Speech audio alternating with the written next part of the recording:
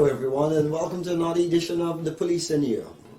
On this program we seek to educate a little bit about road use and to remind you obviously that reducing road fatalities continues to be a top priority of the Ghana Police Force.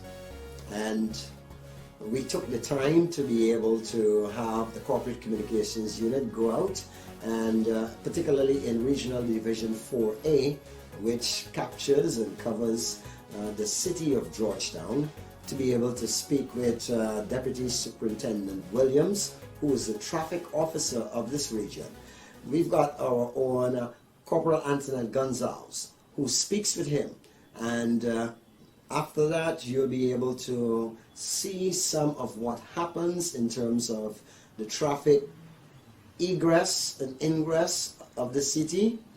And I certainly hope that by the end of this program you'll be edified, and we will all continue to use the roadways a little safer. Hello and welcome. I am Corporal Antoinette Gonzalez, and today we have with us the Regional Divisional Traffic Officer of 4A, Deputy Superintendent Timothy Williams. Reducing roadways fatalities has continued to be the #1 priority for the Ghana Police Force and by extension the Traffic Department. Today we're going to be discussing the reduction in traffic fatalities and also new measures that will be put in place for 2022. Welcome, Deputy Superintendent Williams. Good morning and thanks for having me. Welcome to all viewers. All right, sir. We know that driving under the influence, speeding, inattentiveness of drivers is one of the #1 contributing factors to road accidents. What has been the success rate regarding the reduction to fatal accidents, and what can you say are the contributing factors to this reduction? Well, the reduction as it relates to fatal accidents: 1, enforcement; 2, education. Let me deal with enforcement. In the absence of enforcement, we will have what we call like a chaotic situation where drivers tend to do what they want. So that's the reason why we have ranks out there in their numbers monitoring the traffic by day and late into the evening. As it relates to education, we are required to go into the schools, whatever form that's necessary, whether it's the radio or the television, go there and remind motorists of the safe use, or the general public in particular, about the safe use of the road. And that has helped in reduction. In relation to enforcement, it's coupled with the resources that were given to us recently, because in the absence of adequate resources, we are handicapped to enforce properly. So we were issued with a number of motorcycles and cars last year, compliments of the Ministry of Home Affairs, and it worked well in our favor. So that aided in the reduction of fatal accidents for 2021. Okay, sir. Regarding stop and search, what new strategies does the Traffic Department, and by extension, Regional Division of 4A, plans to implement for 2022? Stop and search, I rather suspect we try to move away from that, because stop and search in the strategic plan 2022 to 2026, what we plan to do is to minimize conflict between members of the force and civilians or drivers. So ranks will be deployed at strategic points late into the or during the peak period. They will be there to mitigate against speeding and other forms of incorrect use of the road. So the stopping and searching and asking or requesting drivers to produce documents I rather suspect somewhere along the line we're going to gradually remove from that. It leads to too many confrontation with drivers, and we don't want that. We want to build bridges. We want to encourage partnership with ranks and members of the public. So that issue where police are stopping drivers and asking for documents and so on, and leading to conflict, we try to move away from that, so that we would have less confrontation with members of the public. Okay, sir. You mentioned earlier about the vehicles that were allotted to the Guyana Police Force through the Ministry of Home Affairs and by extension the government of Guyana. Yes. I can recall that during that handing over ceremony, the President would have noted that the provision of resources must be accompanied with great responsibilities. What measures are in place to manage these resources that you would have just received? Thank you for that question. Managing the resources, it's a top priority for us. First thing to commence with, the care and maintenance of those vehicles. We have a rigid system in place here where every Saturday all of the vehicles that are allocated to this region or this division, myself along with the sergeant who is somebody that's identified as the logistics officer, we are responsible for the inspection of those vehicles and the records, for example, the logbooks and the spares.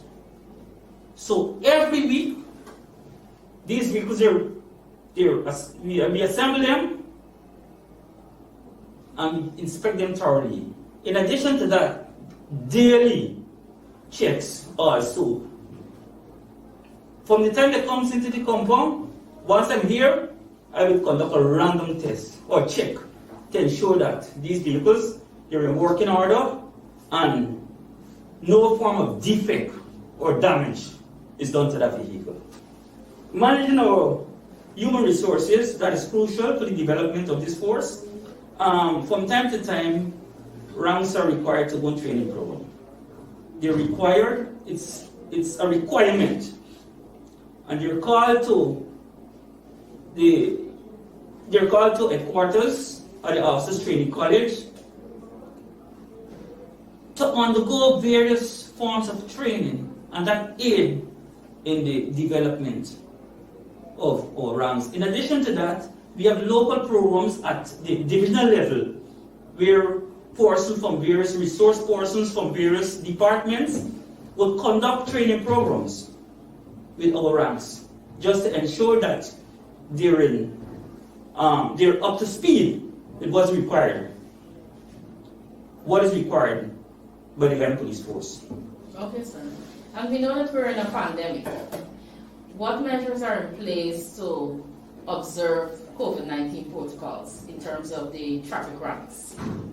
Our ranks, of course, from the time we discover any rank with the regular symptoms, the flu-like symptoms, or any rank complaint, that information is sent to the commander, and that rank is asked to go and take a checkup.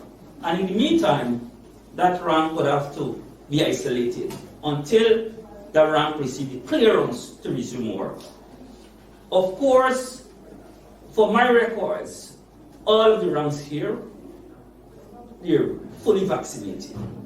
They're fully vaccinated. We are not encouraging ranks to be around persons, in particular ranks who have to go on accident scene and all of that. They're required to be vaccinated. So I ensure that the ranks under my command are fully vaccinated. Yes, I'm happy that we're observing all the COVID-19 protocols and we're ensuring that our human resource is well protected against the COVID-19 virus. Coming back to the road fatalities, what figures would you like to report in terms of road fatalities and the reduction that we would have seen in 2021, and how does it compare to the figures of 2020? Thank you. For 2020, we had a total of 27 fatal accidents resulting in 27 deaths. For 2021, we had 25 fatal accidents resulting in 26 deaths. So we had a reduction, a minor reduction. However, we had an increase in damage and minor accidents because, of course, we still have a large amount of vehicles coming into the country, and the roads remain basically the same. So yes, we have a large increase in damage accidents. However, the category of road users that is giving us the most problem presently are the motorcyclists. Because when I looked at my figure, for this year, 2021, from the 26 persons that were killed, 9 were motorcyclists, followed by pedestrians. And that in itself tells us we need to work more on these motorcyclists. And I can recall during last year, we received a number of safety helmets from the Ministry of Home Affairs. And I was out there with my ranks. We went out and we issued these helmets. And we advised the motorcyclists to utilize or wear the helmets. But we're still noticing a number of persons using their motorcycles or driving or riding their cycles or the helmet's not properly affixed, there's no strap at the bottom. Some are using what we call industrial helmets. That is not the required helmet for the motorcycles on the road. You cannot use what we call industrial helmets on the public road. We have persons towing young children. A father or a mother might be towing his or her child, and that child is not wearing a safety helmet. That was a concern for us. So yes, we got to work to ensure that these motorcyclists who are suffering presently, who are suffering the brunt of the fatal accidents, we got to ensure that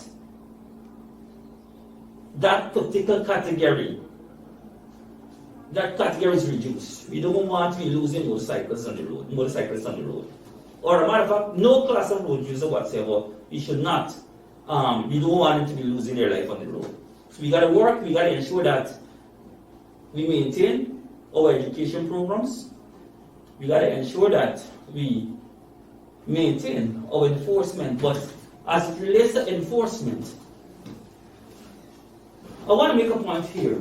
The force, we don't encourage our motorcycles or cyclists to be chasing after motorcycles or motorcyclists without safety helmet. We don't encourage that. So I'm appealing to those young men out there who are in the habit of riding up and down all over the place without safety helmet. Desist from such a practice, because if you're involved in an accident, it's highly likely you will sustain severe head injury. But we would not be chasing after you. Once we find or we identify the identification number, the ID mark, or what we call the number plate, once we find that, we have a channel we go through and get the information from GRA to prosecute. But we don't want to be chasing after you. So please, I'm advising you, desist from using a motorcycle without your safety helmet. So that particular category, we are paying close attention to at this stage. Since you mentioned the motorcyclists, I would have noticed that a lot of motorcyclists on the weekends or on Sundays, they would be doing what you would call this wheeling on the roadways. What is this legal, and what measures will be put in place to stop this action? That is a form of dangerous driving. That is a form of dangerous driving because, of course, the law applies to motorcycles, operators, as well as drivers of any class of vehicle. The law applies to you.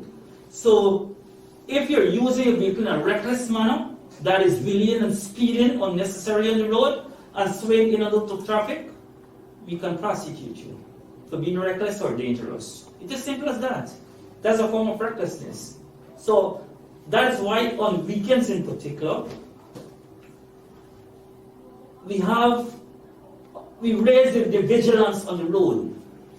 in terms of more mobility on weekends late into the evening. So ranks, we increase the number of ranks then on weekends, in the evening in particular, to look out for these, because a number of them will be traveling in large groups. Sometimes they want to take over the road and all of that. We would try to ensure that once we discover them on the road, we try to break up the groups. If by chance, because it's kind of difficult, because there's a large amount of them. But if by chance we manage to arrest anybody, definitely that cyclist is taken to the station. You will have to come for the records, his driver's license and his documents and all of that. And if once we discover the documents, they're not in order, he will be prosecuted for the dangerous driving as well as for the documents. So yes, we have a number of ranks would be out there to look out for these motorcyclists who are going to be patrolling, who are going to be riding in a reckless manner during the course of the evening or on weekends. And what message would you send to those who now acquire these electric bikes? Because I find that they too are driving sometimes recklessly with these small bikes. That is a source of concern, those electric bikes. Presently, they're operating on check. I would rather suspect simply because there's no documentation. Because these bikes are not registered by GRA, so they're operating on check. And we can't continue. I don't know how long a situation like that will continue, because we don't want these electric bikes to get involved in accidents, and because the rider is not permitted or is not authorized by some document, we cannot prosecute him. So it means therefore somewhere along the line, something will definitely have to happen so that they will have to be licensed or something like that. Because I'm noticing a number of them, they're even towing on them. Small children towing big people. They don't have helmets. And it seems as though the law don't apply to them, but they cannot continue operating on check. We would have to take action against them somewhere along the line, but the law would have to be adjusted or amended too, so that we can deal with them properly. That's the issue with them right now. Definitely, so that we can safeguard not only them, but other road users that are on the road. You don't want somebody operating an electric bike to hit down maybe an old person or a young child on the road, and that person is not in possession of a driver's license. That electric bike, there's no fitness or revenue license or registration for that insurance. So we cannot have such a situation continuing. We definitely would have to find ways and means to deal with them, because it's a proliferation of them on the road right now. Indeed. With the traffic department, I noticed last year when Road Safety Week would have started, the traffic department embarked on a lot of campaigns in terms of checking the documents of motorcycles. Would this be continued, and would the minibuses be also incorporated into this campaign? That exercise is ongoing. The exercise against those motorcycles, that exercise is being coordinated from traffic headquarters, because a lot of them, they're operating those motorcycles without the relevant or the requisite documents. So from time to time, we have ranks going out there and checking on them and taking them in to ensure that they have the license and all of that. As it relates to minibus operators, that particular class or category, you find because of the culture, that minibus culture, if you don't deal with the culture, that situation will, because it will continue, because space is a problem. Space or parking space, as a matter of fact, for minibus operators or drivers to operate. So if you have a limited parking space, it's a jostle or hassle to get into that little parking area because of the amount of buses we have. And the culture is extremely bad. The culture is extremely bad. So and I was speaking about it the other day, some of these minibus drivers, their attire is atrocious. If you go into a bus and you notice some of the drivers, young men, the box was exposed, they have on a t-shirt with lewd writing and all of that, and they're offering a service to members of the public. We can't continue like that.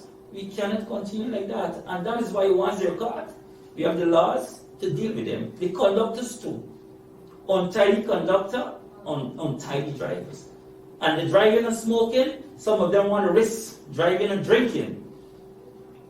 Well, they will face the consequences. Once they're caught, they face the consequences for their recklessness. The simplest that. Yeah, because it pains me to know that many a times the minibuses, as soon the door don't even close, but they pull out into the oncoming traffic, and the motorists at the back of them, they have to brake up because they think that, you know, once you put on your signal, does it go ahead to move? What can citizens do in terms of notifying the police about these actions of the minibuses? Excellent question, and I'll tell you something. The citizens who are traveling public, they're afraid to speak out against the drivers. That's the problem we have here. They're afraid to speak out. If a member of the public goes into a minibus and that the music is too loud, the driver is speeding, the driver is drinking, you have a right to. You have a right to speak to the driver. Look, this music is affecting me, this noise is affecting me, you cannot drink and drive. And if the driver attempts to put you out of that vehicle, all you need to do is give us a short statement as to where it occurred, when it occurred, and the number of the vehicle, and we take it from here. That's all. They cannot or they should not force anybody to disembark unless that person arrives at his or her destination. Because if a passenger speak out and asks you to stop the speeding or stop drinking or smoking in a bus, that driver have no right to ask that passenger or order the passenger out of that minibus or hire car. If they do that, we prosecute them. Simple as that. Okay, that's very good to know. Mm-hmm. We know that tint is a very topical issue right now, and I'm wondering what is Regional Divisional 4A's posture on tint. Tint is the issue with tint is once a vehicle is outfitted with tint is on that vehicle. That vehicle is stopped by the police. That driver is asked if he or she has a tint permit.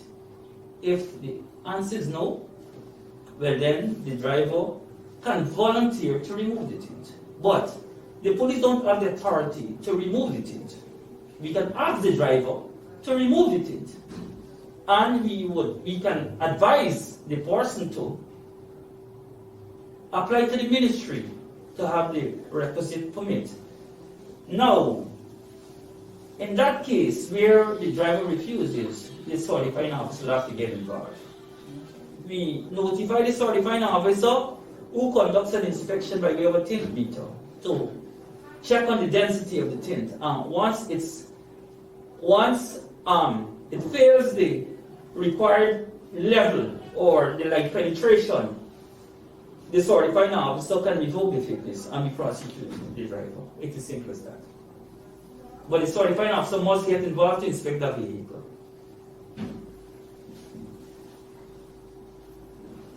Very well, sir. I'm happy that you would have cleared up that issue in regards to tint, and we're asking that those who feel as though they require tint, if it's for safety reasons, you can always go to the Ministry of Home Affairs and apply for such. So when persons apply for this tint and the permit is granted, what exactly is the permit granting them? To have the side windows tinted, the front and the back glass? Now, when the permit is granted, the driver for that vehicle takes that permit with the vehicle to traffic headquarters, where the traffic chief will ask somebody who is competent enough to ensure that the requisite tint is on that vehicle. But let me make a point here. Permit don't be granted to somebody to place tint on the front windscreen. No way. You would not be issued a permit to place tint on your front windscreen. And the problem with tint is the law states that at the time, if somebody from the outside looking into that vehicle must be able to recognize all the persons in that vehicle without any difficulty. And that's the issue we advocate, because it depends on the time of the day, it depends on the individual who's looking into that vehicle and all, a lot of factors.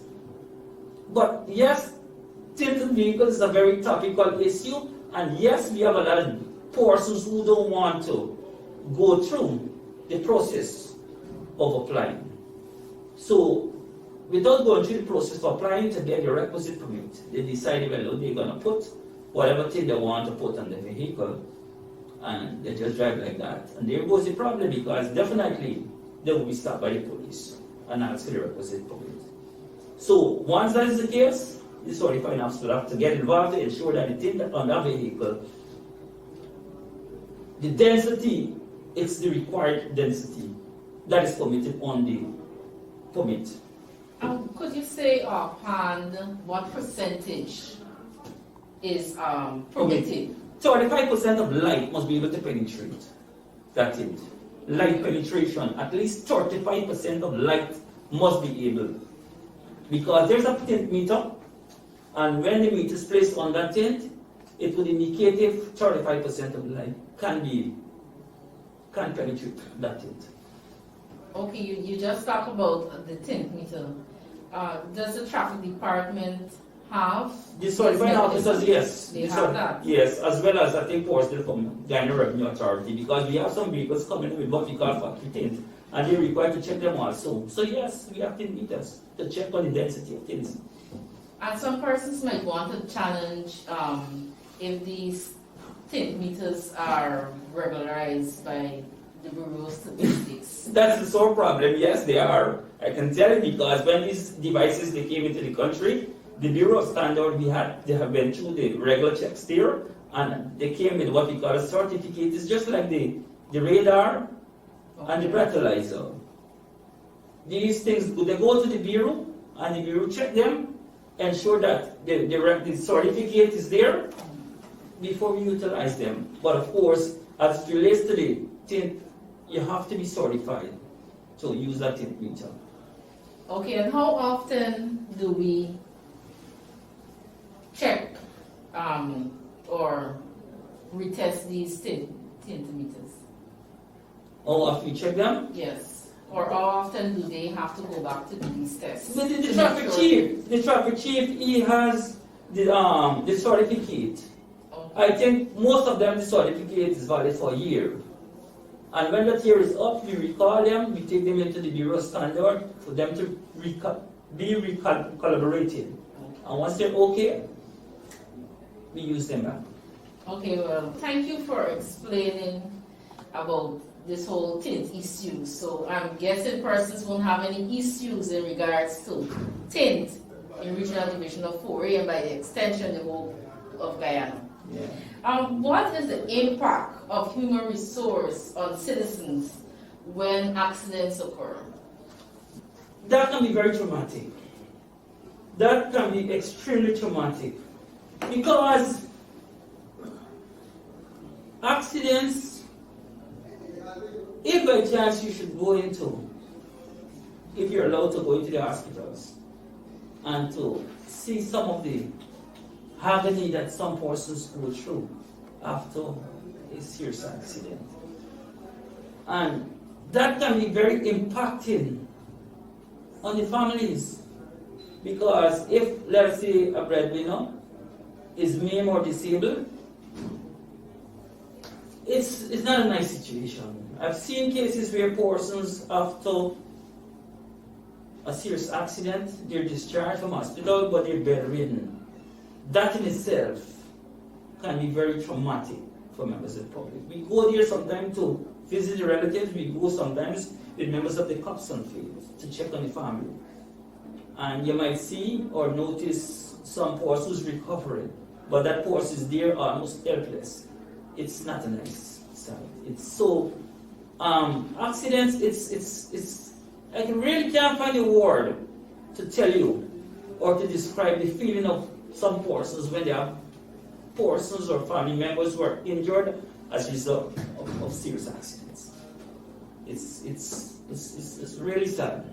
It's really sad. It's not nice. But you have to, maybe, if you can go into the hospital and see for yourself what goes on with some patients. It's not a nice thing. Indeed. Could you remind us? I mean, some drivers, we have our license for years and years, and we don't really do any refreshers sometimes. Just remind us, what are the 5 C's of driving?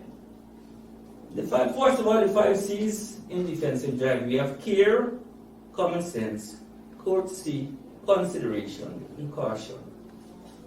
Now, yes, we have a lot of drivers who might be the whole of a driver's license, but that person is not driving for a while. But there's not much the police can do in that case because the law don't permit us to probably get somebody to go back to some kind of training. That is why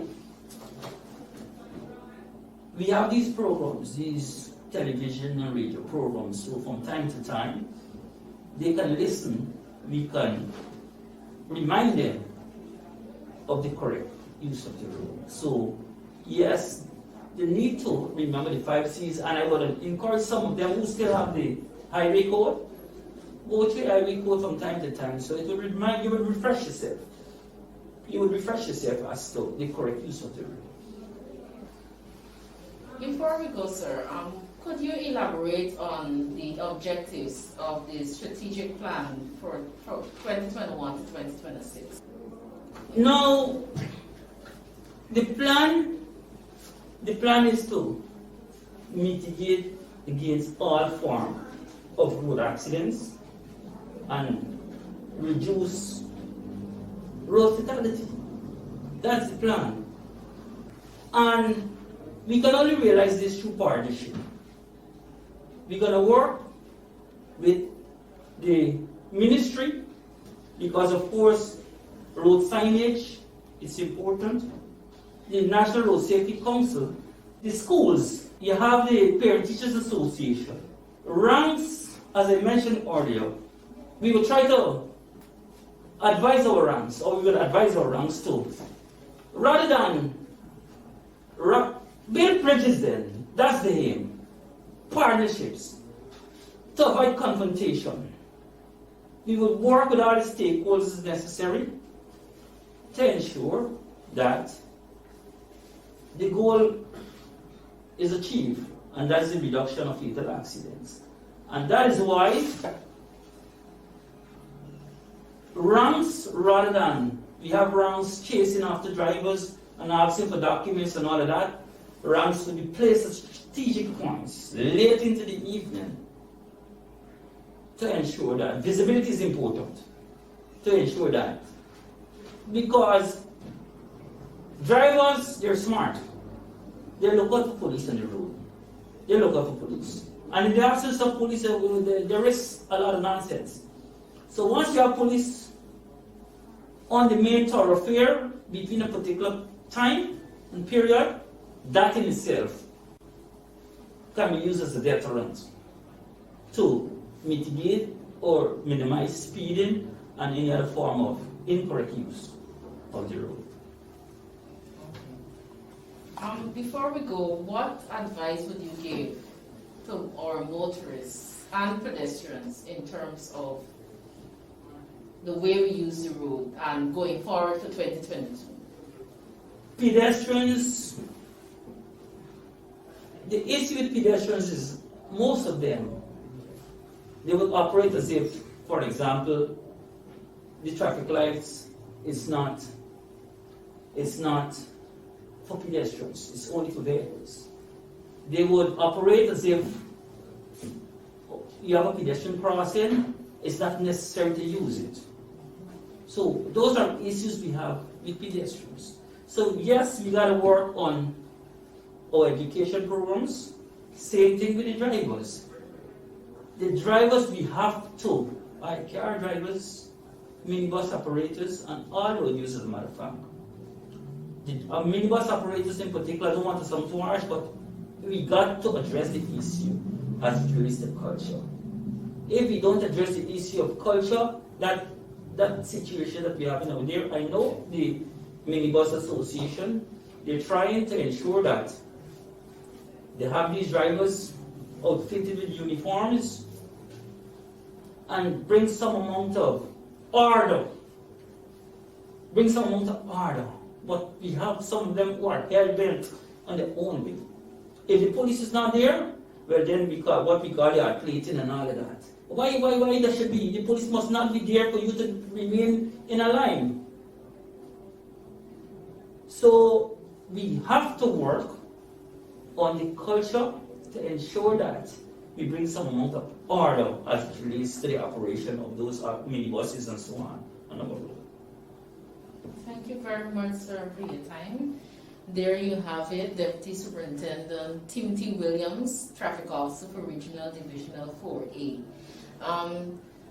As Mr. Williams would have just explained, we need to work together, each of us, so that we can minimize traffic fatalities and that all of us can enjoy our lives and we can progress together in Guyana. That has been another edition of the Police and You. Certainly hope that you were educated. Do remember, if you've got any information, you can call the Guyana Police Force on any of the numbers in your region, or you can call the PR department, which is the Corporate Communications Unit, on 2255401. Follow and like our Facebook page as well as our YouTube page, where you can continue to have more information and also ask your questions, which you definitely will have answered. I'm standing by and say thanks for watching. Good night.